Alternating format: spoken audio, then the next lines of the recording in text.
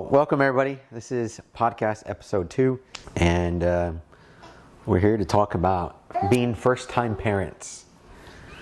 Nor Sierra, that I know of, has ever had a kid. No, what the heck? Yeah, me neither. Neither of us have ever had a child, taking care of a child for any extended amount of time. Yeah. We've had nieces, we've had sisters. Well, you've had sisters. Mm-hmm. You have nieces? I have nieces. I have a niece and I have 2 nephews. Point is that we've never had them for longer than not even a day. Maybe. I've never babysit. Okay, yeah. So going from practically no responsibility over a small child, let alone an infant, to now 4 months in, our baby girl Penelope, we're going to talk about everything regarding our experiences. Yeah. So if you're first-time parents, welcome, because we don't know what we're doing. I thought there was like a guidebook that I could order on Amazon, but apparently there's not. No. So. And that's what's amazing about being a parent, I feel.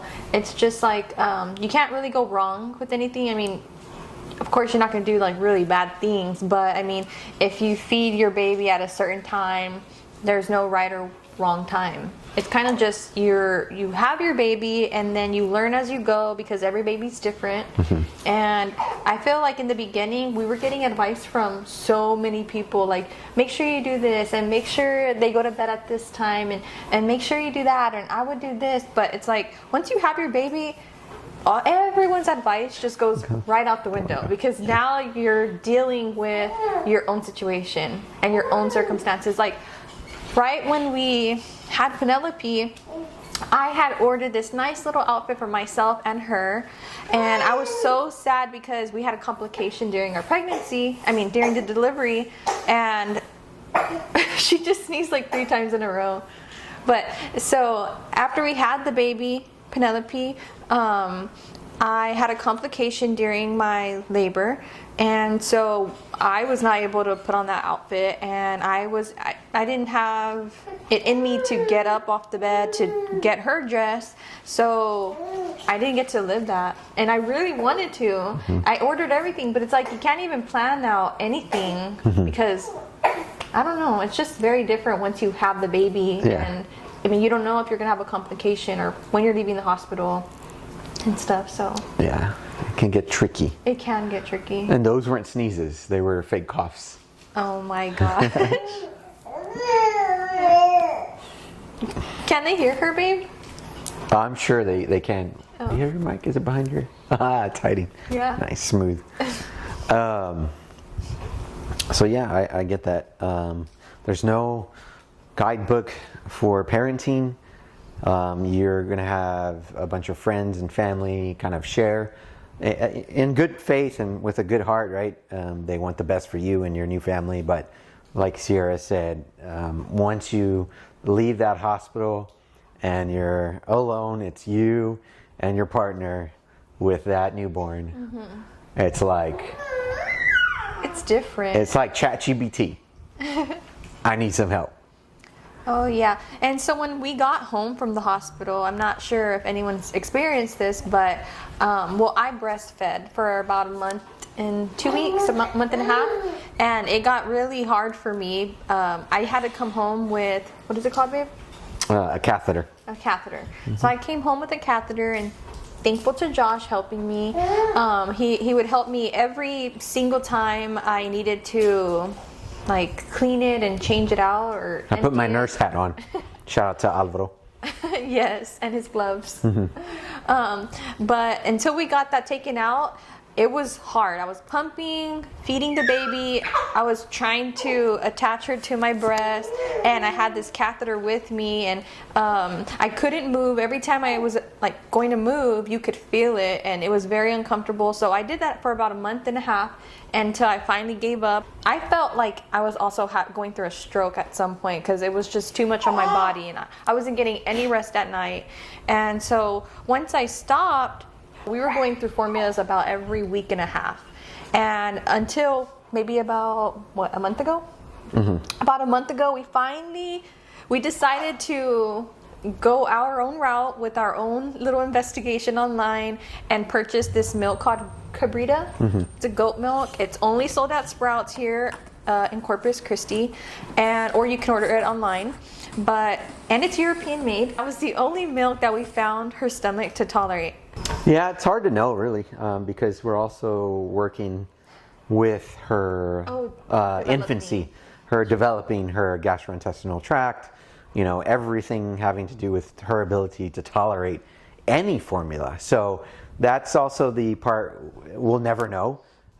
Is it the fact that she's just was so young, so infant, to tolerate any formula? And we tried obviously our best to find the one that she could, but she's also growing at the same time and developing. So, but we don't want to test anything else because right now everything's working. So if it's not broken, don't try to fix it. So Cabrita for us, as of right now, still providing her with an array of nutrients and protein, carb, and fat, some EPA, DHA. So she's a happy camper, and hey, Yep. we're happy to see that because no one wants to ever see their baby girl in pain or baby boy in pain, suffering. So any parent would just try to see how they can help their child, their baby. Yes. And recently we just discovered that she likes to make these little bubble noises with her mouth, like Vroom, vroom. yeah, Like a motorcycle. like a little motorcycle. Yes, baby. Oh, Take the cow away. yeah. Let me see, baby girl. So yes, constant entertainment if she's not feeding or sleeping. 24/7, you name it. I mean, when we first got her from the hospital, I thought baby slept 8 hours a night. I don't know, I just didn't think of it. Yeah, I guess I didn't Right. take that into account. And when we got home, or even during the hospital, we realized she only sleeps 2 hours. 2 hours at a time. Not even. Sometimes it was like 1 hour. And so we're like, what? No one told us about this. The guidebook that I ordered on Amazon that never existed didn't tell me this. So yeah, that was a big kind of shocker in a way, even though most people would think, what do you mean? Babies don't sleep 8 hours. But Yeah.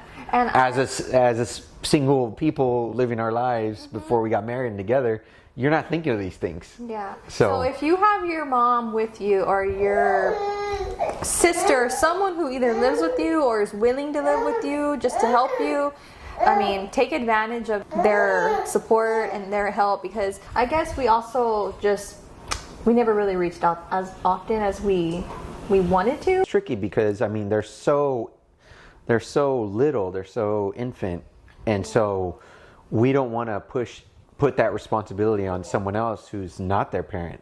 And God forbid something happens and we weren't there, so we felt a lot of that kind of personal responsibility to take over, just take care of her ourselves. And then I personally was also very scared leaving her with anyone, because I felt like, what if she chokes in her sleep, or what if her blanket goes on her face and she suffocates. I was just very scared.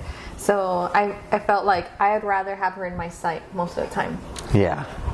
So that was the main reason, because we had great support from your dad, from your mother, from my mother, and my family. So I mean, we had support there. We did have support.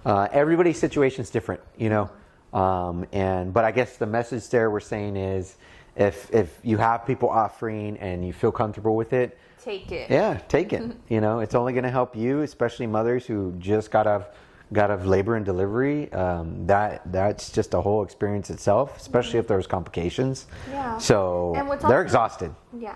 And what's also nice too, and I would take them up on their offer, is if someone's offering to bring you food. Like I had my cousin and my sister offer to bring lunch, and so they came over and we had lunch here together, and that was really nice, because whenever you're a new mom and you really don't know what you're doing, it takes a toll on you sometimes. And the last thing you want to do is get up and cook yourself breakfast or lunch. I think Josh was always worried when he'd go to work and he'd be texting or calling me, have you ate? Are you hungry? Do you need me to bring you something or DoorDash you something? So it is a little challenging in the beginning. Now that she's 4 months old, I feel like I'm always posting meals because I feel like it's gotten really easier for me.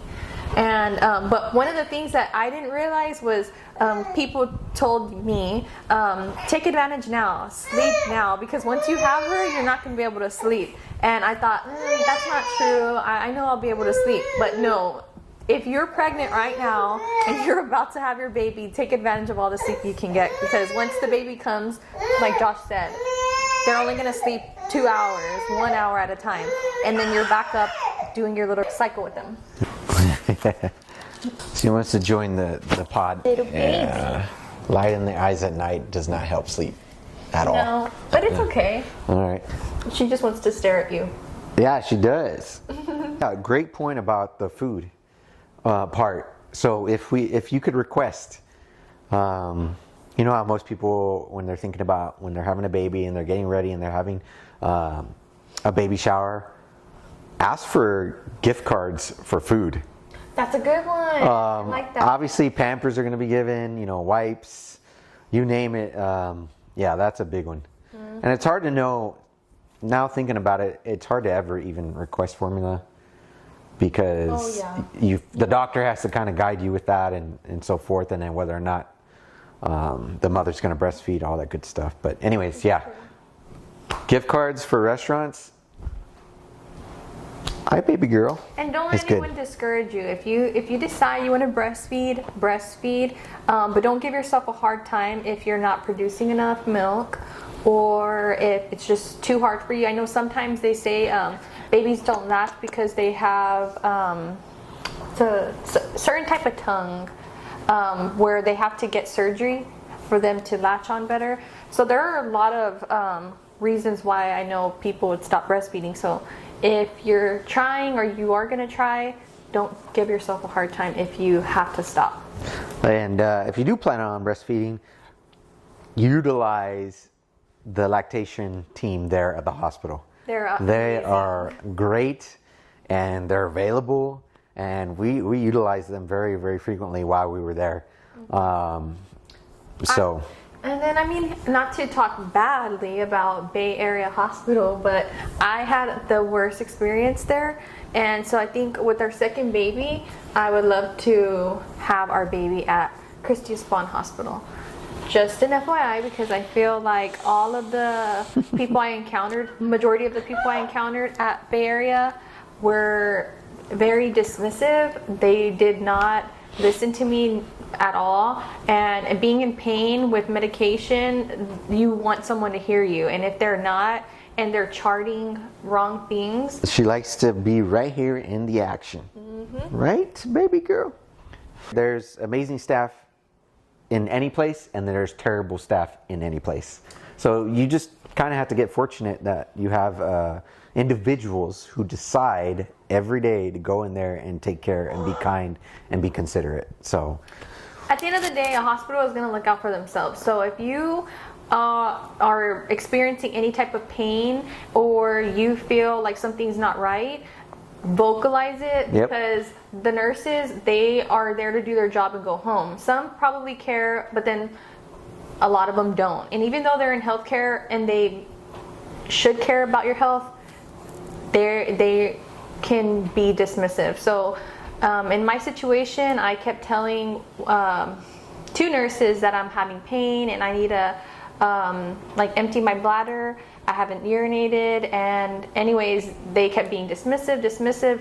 The second shift comes and I had a very extended bladder, and whenever they finally came in to help me with the catheter, it was about over 2,000 milliliters of fluid, and I ended up having to come home with the catheter. And even when we went back to the hospital to get it removed, they were still insisting us come back with another one. And at that point, I was already ready just to sign a paper saying that I would want it removed for my own will and not to hold anyone responsible for that, because it's just they were only trying to look out for themselves to me, and that's what I felt. And anyways, I started crying and the doctor heard me and she allowed me to go home without it. I ended up getting better. But if you ever are experience any type of pain, especially after your delivery, just vocalize it and make sure they hear you, or get someone higher than your nurse, because things could escalate quickly, I feel. Yeah, it was a rough time for us. I think, since Sierra and I started talking and got into a relationship, and I asked her to become my wife, got engaged, we never had gone through a very difficult time. And that was our first experience where it was very, very challenging, primarily for her, but it was also, it tore me apart to see her so in pain and troubled and stressed, and it brought us closer together, I believe.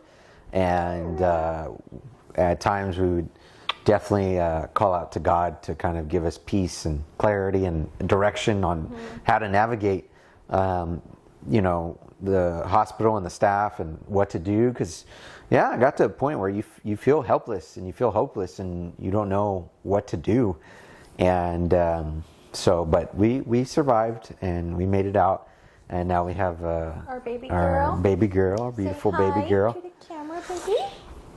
And so you just hope that never happens to you, and you pray that everything goes well, but at the same time you take it one step at a time, and you keep your faith, and you do what you can together, and that's what we did. So we made it out. We're here. Thank God for that. Yeah. And so And now it just feels like that happened yesterday, but we're here. She's 4 months, and we are now in search of a jumper, because it seems like she wants to walk. yeah, she is just always wanting to stand up, see what's going on, like we talked about. So she's ready to talk, she's ready to walk, she's ready to run, she's ready to squat. She's ready to do everything. Yeah, but if you are a parent and you are watching our video, if you recommend any type of jumper or walkers that help you with your babies, let us know in the comment section, because we are in search of one. I'm in search of one. I'm always on Amazon, Target, because I want to hurry up and get her one. Yeah, we'll find her a good one. Yeah. And that's the other thing too, is that you never know what baby toy or baby item that your baby will like or not like, because you could spend a lot of money on something and not even end up using it, or the baby didn't care for it. So that's the other thing we learned about. Oh yeah, so we've gone through a few items that she quickly stopped caring for. We had this little seat that has like a little piano in front of it, and immediately she does not like it. Like, she will cry once we sit her in it. So that one's a no-go for us. His coworker was so kind enough to get us a little jumper. It's one that you attach to your door frame. We put her in it, but for some reason, she liked it. But now that we try, it's the setup. maybe Put it up, then put her in there, and then the the fitting of her to sit in is really wide, so she's doing the splits. Yeah. So she's probably just too small for that. Probably. But anyways, I'd rather get one of those roll around jumpers. Yeah, I just hear that the roll-around jumper ones tip over. Oh, they tip over? How? I don't know. Well, it's a wide base. I know. We're about to find out. Yeah, that's what I'm scared of. Probably. Scared. If she's going full speed, turns the corner, I could see she kind of rolls over. But we'll keep an eye on her. Yeah. Sleep was a big one. Yeah. And we didn't know how to handle it. I didn't know how to handle it. And so in the beginning, because I had to go back to work, I was only off for 2 weeks, and I didn't know how to navigate it. I'd never had a child, and so we just thought at the time that just in order so I won't be extremely sleep deprived, that I would sleep in the other room. And we tried it, but I think we both realized that was a mistake. We felt that we got in this together, so we should endure it together.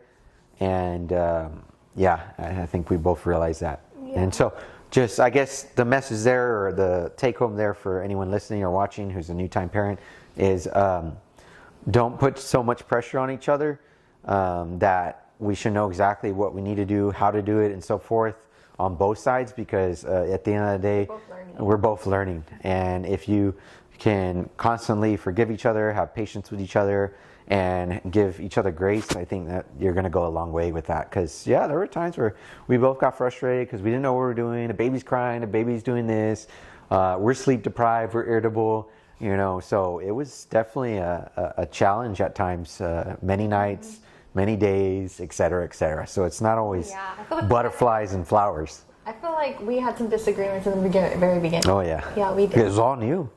And looking back at it, it's like, how can we blame each other? Oh yeah. I'm not. But in the moment, it was just like, this person doesn't understand. I am helping out. Whatever the case was, Yeah. So it is what it is. But y'all are together for a reason, and we're not going anywhere. So we have to figure out ways to navigate together and and if you are one who values date nights and stuff like that, don't neglect stop them. doing that. Yeah. Continue it, because I feel like it's important. Like most. That's a big one. I didn't realize until we finally were able to give Penelope for a little bit to your mom or my mom, and we both, especially you, I'm sure, but it was like, wow, this is pretty nice. It is, because if you're one who values like dressing up and doing your hair and makeup, whenever you're busy at home with your baby and they're newborn, you find little time to do that. So whenever your husband finds a sitter, or your mom or grandma reaches out and offers some time to babysit, take it. Even if you're not crazy about going out or doing anything, still take it. Even if you stay home and you're just by yourself doing nothing, or with your partner, take it. Yeah, because it gives you that time to go back home, get ready, do all the things that you once loved doing, and it brings you back together. I think she's ready. Tune in for next episode. Yes. See y'all. Bye. She said bye.